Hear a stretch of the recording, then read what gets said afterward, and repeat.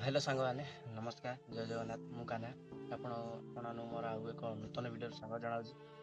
तो आज मु सका उठी ब्लॉग को आरंभ कर देछि कहीं ना आज केवल घर काम करार अच्छी माने बाहर जी सब माने गछ पतर अच्छी से सफा कर बाड़ी की जा माने गछ पतर पानी पुणा देकी सफा सुतर करवा से आज ब्लॉग को आरंभ कर सका उठी एवं आम फटाफट चाह पी दवा। तो चाह पी सारापर सफा जहाँ करवा कथा सफा सुतरा करा चलते चाह पी दवा।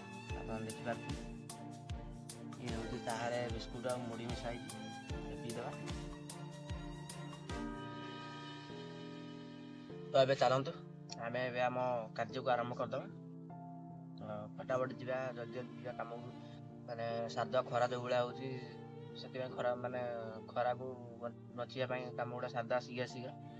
तो चलतु एम जा आम कम कार्य जो सब हथियार लगे से सब आने चलतु आम जा देखिपारे ये हूँ आम हथियार सब रुहे आम एटा को आने आईटा हूँ आम कम आसो देखिपारे अलग कथा पता रहा जगह हूँ यहाँ माने माने सुरक्षित रखा जाए ये आम रखुचु ये दा अच्छी आप देखिपारे धान जो काटन जो दा से दा को भी नहीं जा कारण से दा भी आम कम आसपे हथियार नहीं आसु जो जो हथियार आम कम लगे। तो ये आम जा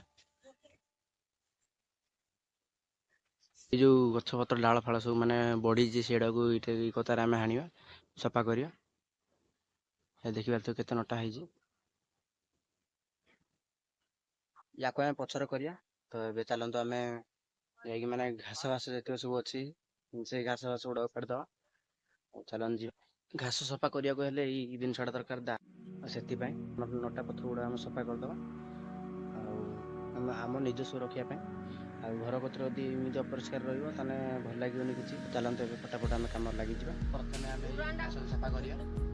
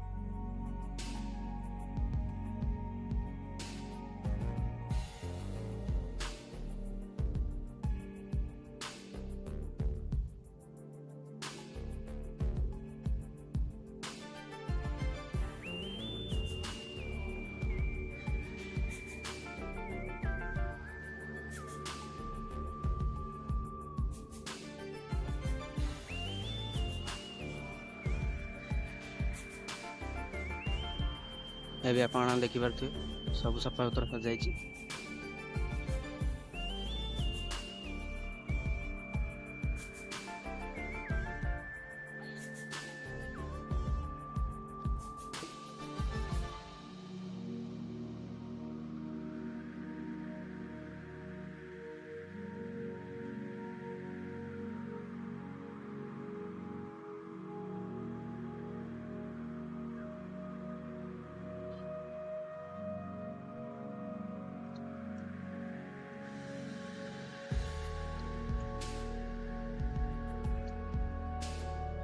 तो फाइनाल सब काम सजाई जाए चलते आम जा गाधे गाधे आसिक खाइबा।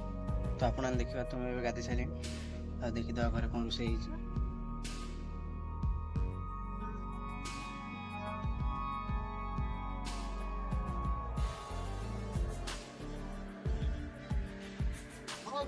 सोयाबीन कषा कर देखिपारे अभी भात बढ़ाई सारी अच्छी पिज अच्छी रसुण अच्छी सांग को बैगण भजा है पणस कठा तरकार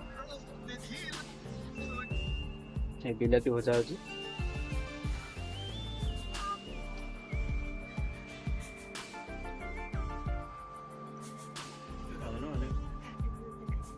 तो अबे सांग मैंने मुझे आसती आम बाड़ी को आपड़ी बाड़ी की जीवी बाड़ी सफा मुझे आसी बाड़ी को गचर पानी देवाक आसी लेंबू गछ देखिपारे तो ଇଏ ହଉଛି ମାନେ କାଗଜି ଲେମ୍ବୁ, ନା ଇଏ ହଉଛି ବଡ କମଳା ଲେମ୍ବୁ ଗଛ।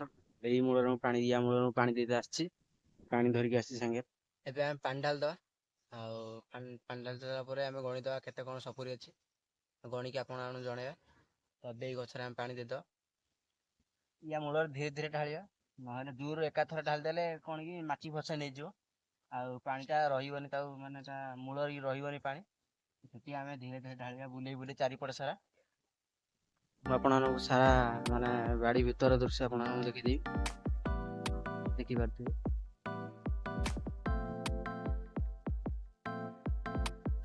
ସେଇ ବଡ଼ ବାଟଟା ହେଉଛି ମୋ ବଡ଼ ବାପାଙ୍କ ଘର। ଏଇଠି ବହୁତ ମାନେ ସପୁରି ଫଳିଛି, ଆପଣମାନଙ୍କୁ ଦେଖିଦେବି, ଦେଖିପାରୁଥିବେ କେତେ ସାରା ସପୁରି।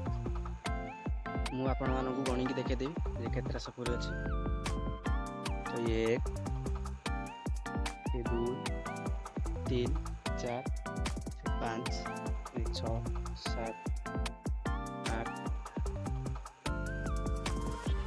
ये 9 ये 10 ये 11 ये 12 13 14 15 16 17 ଗୋଟେ ଛୋଟଟେ ଅଛି 18 19 20 21 ସେଟା ଗୋଟେ ଭିତରେ ଅଛି 22 23 24 25 26 27 28 29 30 31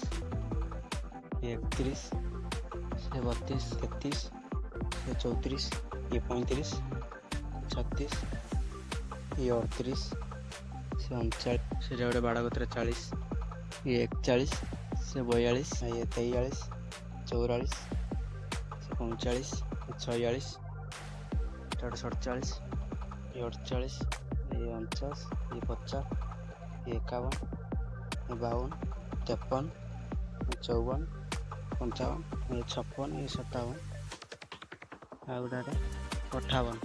ଏ ବର୍ଷ 58ଟା ସପୁରି ଫଳିଛି, ମାନେ 60କୁ ହେଇତେ ଆଉ 2ଟା ସପୁରି ବାକି ଥିଲା, ଆଉ 58ଟା ସମୁଦାୟ 58ଟି ହେଇଛି। ଆପଣମାନେ ଦେଖିଲେ ଇଏ ଗୋଟେ ବାଉଁଶ ଗଛରେ ପଡ଼ିଯାଇଛି, ଆପଣମାନେ ଦେଖିପାରୁଥିବେ ପବନକୁ ପଡ଼ିଯାଇଛି, ଯେଉଁ ଲଘୁଚାପ ହୋଇଥିଲା ଏଇ ଲଘୁଚାପରେ ପଡ଼ିଯାଇଛି। ଗଡ଼ିଆ ଦେଖିପାରୁଥିବେ କେତେ ସୁନ୍ଦର ଲାଗୁଛି। ଏବେ ଆମେ ବାଡ଼ିରୁ ଘରକୁ ଯିବା, କାହିଁକିନା ସନ୍ଧ୍ୟା ହେଇଗଲାଣି। ତ ସାଙ୍ଗମାନେ ଆପଣମାନେ ଦେଖିପାରୁଥିବେ ପୁରା ଜୋରଜାର ଖେଳ ଚାଲିଛି, ପିଲାମାନେ ପୁରା ଖେଳୁଛନ୍ତି। ମୁଁ ହ୍ୱାଇଟ୍ ପକେଇ ଦେଇଛି, କିପର ପୁରା ତଗଡ଼ା ଅଛି, ପୁରା ଧାଇଁ ଧାଇଁକା ଫିଲ୍ଡିଂ କରୁଛନ୍ତି କିପର, ଆଉ ବଲର ବି ପୁରା ହିଟ୍ ମାଇଣ୍ଡ ବଲର, ଫିଲ୍ଡର ବି ପୁରା ମାନେ ଜମେଇକି ପୁରା ଜଗିଛନ୍ତି। ଛୁଆ ପୁରା ଏଠି ରୁଣ୍ଡ ହେଇକି ପଡ଼ିଆରେ ସେ କ'ଣ ଖେଳିବେ ବୋଲି ବାହାରିଛନ୍ତି। ପୁରା ଆମ୍ବ ସାଥିରେ ଲୁଣ, ଦେଖେ ପୁରା ଆମ୍ବ ସାଥିରେ ଲୁଣ, ପୁରା ଚୁବେଇ ଚାଲିଛନ୍ତି। ଆଉ କ'ଣ ଖେଳିବ? କରେଣ୍ଟ ପାସ୍ ଖେଳିବ। ଆଉ ଯାଅ ଖେଳ, ଇଏ ଏ ପଡ଼ିଆରେ ସେ ପଡ଼ିଆରେ, ଆଉ ଯାଅ ଖେଳ।